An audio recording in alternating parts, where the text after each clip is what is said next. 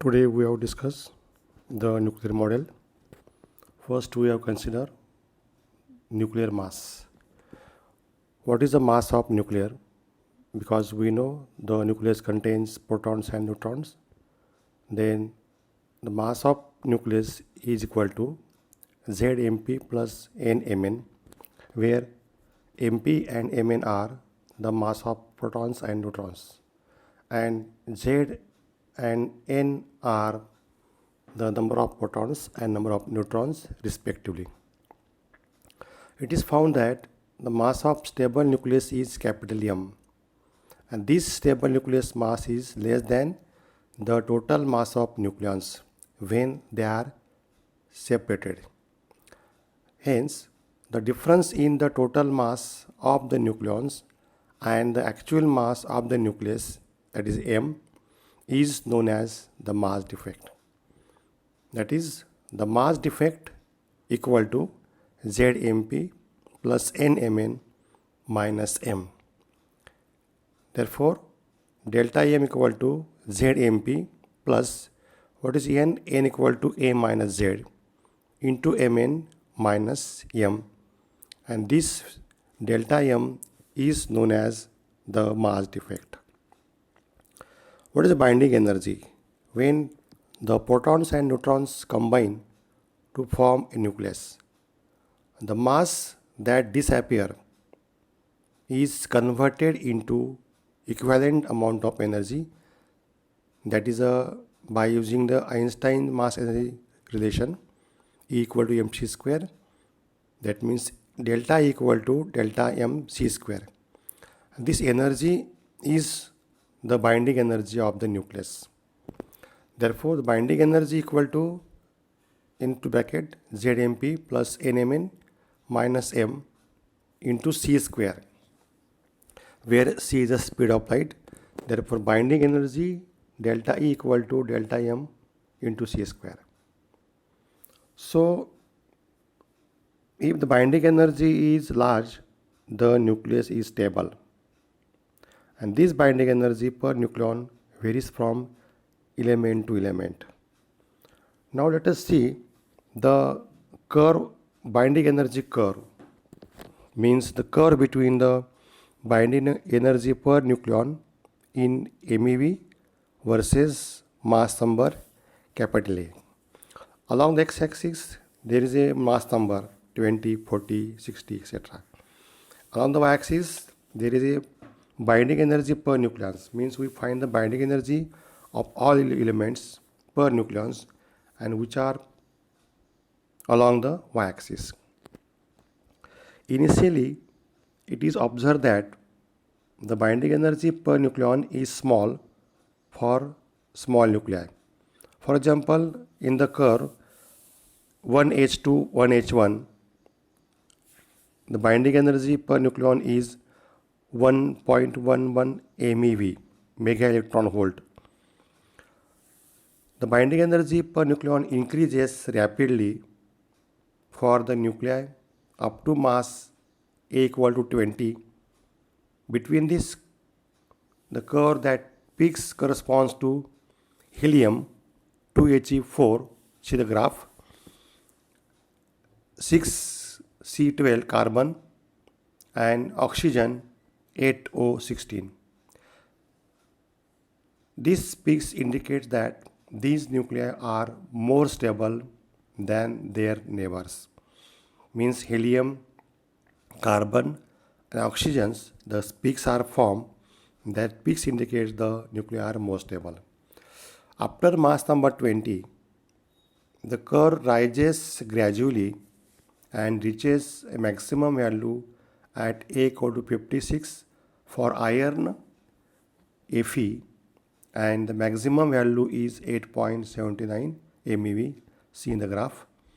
For the mass number between 40 and 120, the binding energy curve is more or less flat and average value is 8.5 MeV. In this region, nuclei of intermediate between mass number A equal to 40 and 100 are more stable because large amount of energy must be required to liberate each of their nucleons. After mass number A equal to 120, the binding energy per nucleon start decreasing and drops the 7.6 MeV for uranium 236. See in the graph. So the tendency of any nuclear change in the binding energy to lie between region A equal to 40 to 120, because then stability is greatest, means more stability. So this is about the binding energy curve. Now, this is the same explanation I have told earlier. Now, next point is a packing fraction. What is the packing fraction? The packing fraction tells about how the nucleus are arranged in the nucleus. Means how neutrons and protons are arranged inside the nucleus. That indicates the packing fraction of that nucleus. It can be defined as the ratio of mass defect to the mass number A. Mass defect is the difference between the actual mass capital M and the mass number A. Therefore, the formula of the packing fraction equal to mass defect minus mass number divided by mass number. Means delta M divided by A. Delta M is the mass defect minus mass number, means M minus A divided by A. This is the packing fraction. So from this formula we can solve the number of problems on this point. Now, what is the nuclear magnetic moment? Nuclear magnetic dipole moment. What is the dipole moment? Any current carrying loop in a small dimension which just look like the dipole moment. Let us consider the circulating current is L and area enclosed by the current is A. This is a current loop carrying the current I, and A is the area enclosed by the current loop. Therefore, magnetic dipole moment mu m is equal to current into area of the loop, means mu m equal to I into A, current into area. A magnetic moment, atomic magnetic moment. Atomic magnetic moment can be classified into two types. That means when the electrons moving in circular orbit, that is called orbital magnetic moment. When there is spin motion, that is called spin magnetic moment. And there are two types, then spin up and spin down. In the first diagram, the magnetic moment for spin up, and second diagram, magnetic moment for spin down. Electric counterpole moment. The nuclear electric counterpole moment is a parameter which describes effective shape of nuclear charge distribution, and that formula is given by Q equal to 2 by 5 Z B square minus A square, where Z is the atomic number, B is symmetric axis, and A is the axis which is perpendicular to the symmetric axis along the x-axis. When Q equal to 0, see in the first diagram, there is completely spare, means A equal to B. In the formula, when A equal to B, then Q equal to 0, and this is a spherical shape. In second diagram, when A is greater than B, then Q is negative, then that is called oblate shape, means charge distribution in oblate shape. In third diagram, when B is greater than A, then Q equal to positive, that is called prolate shape. So this is about the counterpole moment. Now, what is the parity? Parity of nucleus. If you have the function fx such that f of x equal to f of minus x, If there is no change in the sign of function, when direction of variable is reversed, the function has even parity. That means x tends to minus x, but function is not changed. Function is remain as it is.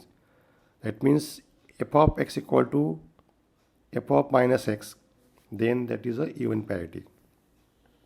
If there is a change in the sign of function when direction of variable is reversed, the function has odd parity. Mean x changes to minus x, then function will be changed. That means f of x equal to minus f of minus x, then that is a odd parity. In general, capital P is operator and small p is eigenvalue. Then capital P f of x equal to minus small p f of minus x. If small p is positive, means plus 1, the function f of x has even parity, means function does not change. And if b equal to minus 1, the function f has odd parity because sign does change. Now this is about what about the nucleus wave function psi is a function of space coordinate x, y, z and function depending upon the spin orientation. That means the coordinate x, y, z in the wave function are replaced by minus x, minus y, minus z. And if there is no change in the sign of the wave function, the motion of nucleus is said to have even parity. This is a transformation of coordinates. It is called reflection of position of the nucleus about the origin of the xyz coordinate system. When reflection of coordinate changes the sign of the wave function psi, the nuclear motion has odd parity. In general, if psi of xyz equal to psi of minus x minus y minus z, that means x changes to minus x, y to minus y, and z to minus y, but wave function psi does not change the sign, then the function has even parity. If psi of xyz equal to minus psi of minus x minus y minus z, that means sign does change, then the wave function has a odd parity. Now next point, the properties of nucleus. What are the properties of nucleus? Because we know the nuclear forces are attractive forces between the protons and neutrons with Pn, proton and proton Pp, and neutron Nn. That force between Pn, Pp and Nn are attractive force. Second property, nuclear forces are charge independent, means it does not depend upon charge. It was found that nuclear force between two protons is same as between neutrons and protons or between two neutrons. Nuclear forces are strongest in nature, that is strong attractive force. Next, fourth point, nuclear forces are short range. Short range means they are applicable with the distances of the 10 to minus 15 meter. At greater distance, these forces are negligible.